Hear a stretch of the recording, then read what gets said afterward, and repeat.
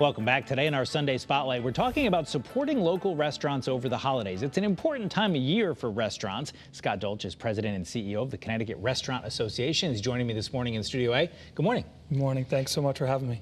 I think a lot of our viewers probably think about those holiday meals more so than they think about the restaurant part. They get together, they go out to their favorite restaurant, but it's not just an important memory for our viewers. The restaurants count on those diners as well. I couldn't agree more, Eric. This is a critical time for our restaurants in the state. Obviously, we look even at the weather and making sure, the weather holds out on weekends especially, and making sure that also people are thinking about restaurants even if they're not going out to visit, but hopefully from a catering side. And as you look to the holidays, sometimes it's easier to not have to cook at home, to either go out to eat, but also, you're seeing so many restaurants coming out of COVID that are trying to help, in any different ways and finding new ways to get their product to the customers. When you have a busy time like this, you're talking businesses having holiday lunches and people going out with family and setting that stuff up. Is there some desire by especially some of the independent members to really try to bunch a lot of that revenue into this time and say, okay, I can take a breath as we turn the calendar? Yeah, we'll talk a little bit, we have our awards coming up, but this, in a week here, but looking forward, this is the critical time. This is when they have to work, really every day of the week, because you're just trying to do special events. You're trying to hopefully do holiday parties. You're trying to, look at the corporate community as well, how they can support those restaurants, and they're looking for places to go. So this is definitely crunch time from now and really and probably through the middle of January that you start to see these restaurants, trying to be as profitable as they can. They want to end the year strong, and they're trying to find ways to market and communicate to the customer base to say, hey, think of us, whether for whatever reason that is, to go out just to dinner, to take your family out, or to support your family at home, or if it's on a business side, come on out for a holiday party. Tell me about some of the challenges some of these restaurants are facing, and there's many of them right now, but I thought of one. Last week on the show, we had the Food Association on, and they were talking about getting ready for your Thanksgiving meal, and we said, oh, well, coffee's expensive because of the tariffs. Well, by the time the show aired, it wasn't anymore because the tariffs were gone. So if you're trying to run a restaurant, there must just be sort of an ongoing constant math stream in your head. Yeah, listen, I give so much credit to our restaurateurs. They're some of the best entrepreneurs you're going to meet. The way they know their budgets and they know what's coming in, what's going out. But it's changed so much. And as you guys can imagine, whether it's tariffs, whether it's other rising costs that are across the board, we think, one day it might be this, the next day it's something else. But also there's just so many other added costs to running a business. And that's not just on the restaurants, but all small businesses in Connecticut.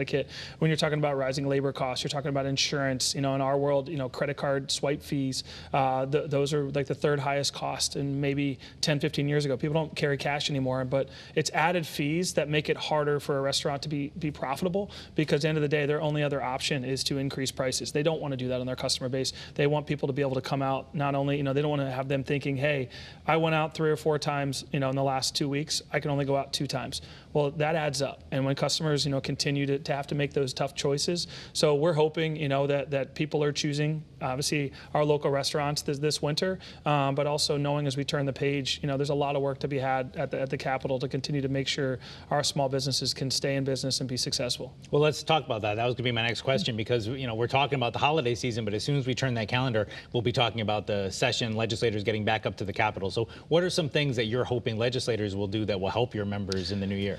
Yeah, there's a lot of things. I think one of the first ones off the top of my head is on the tourism side. I think our state needs to invest. I think Anthony has done an amazing job as our chief marketing officer. I think Rachel Lenda, as you know, in tourism. But our budget's been cut by $12 million in the state in the last 2 years. Our industry is continuing to support the state. They need to support our industry back, because it helps bring an influx of people traveling in, knowing our options. People travel on their belly, and the culinary side, it's a real thing. So the tourism conversation needs to be had and needs to be, in my opinion, fixed. I think, on the credit card side, I think there's some ways that we could work to alleviate small businesses on the merchant side. I think, they're paying fees on collecting sales tax. I don't think that should be the case. I think that, the fees should only be added to the product. That's a huge savings for all businesses, and I think we should have that conversation.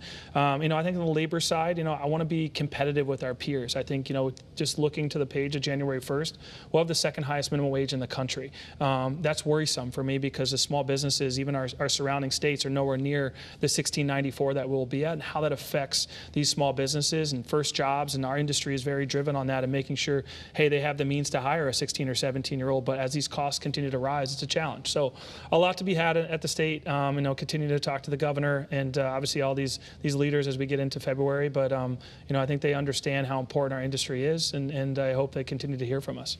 Another big thing you're going to be talking about, and you mentioned it earlier, is your big awards coming up in about a week. Tell me about that and why it's so important to recognize those folks in the industry. Yeah, so it's the Crazies, the Connecticut Restaurant Association Awards at Foxwoods. We sold out. We have a little over 1,500 people. The fire marshal could let me put some more in, it'd be great. But it is really our Oscars of the industry. For me, it's about elevating and recognizing the best of the best that we have. Because for me, when I started almost 8 years ago, I was told New York City and Boston that we were kind of a pass-through state when it came to food and culinary, and that's the farthest thing from the truth. And we're trying to recognize those great chefs, those great restaurants. You're seeing them now getting regional and national attention.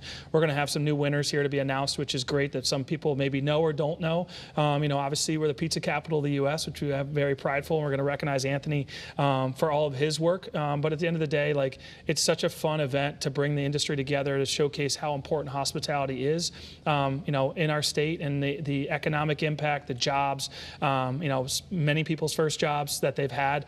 We're looking forward to, it'll be our 7th annual Crazies, and we're looking forward. I know you guys are a huge partner here at FSB, and we appreciate that. Well, and in the industry, it's a big deal. The people who win those awards, it is a big deal, and they take a lot of pride in it. It's a huge deal, Eric, and I think we want to make sure we also do it the right way. Our panel, our public vote, it's not just hey, who has the largest email database is going to win. We want to make sure small places that have phenomenal staffs and chefs are recognized. So we work really, really hard and tirelessly to kind of go through that process. And we also recognize the whole state. We have County of the Year winners, so from Talon to Wyndham and Fairfield, and it isn't just one area of the state. It's the Connecticut Restaurant Association Awards, and it should be that way. So it's been a lot of fun to see it grow over the years. Only 30 seconds left, but tell me, how can our viewers help restaurants? What's some things they could do right now? Maybe even just buy gift cards and put them in a stocking, right? 100% gift cards.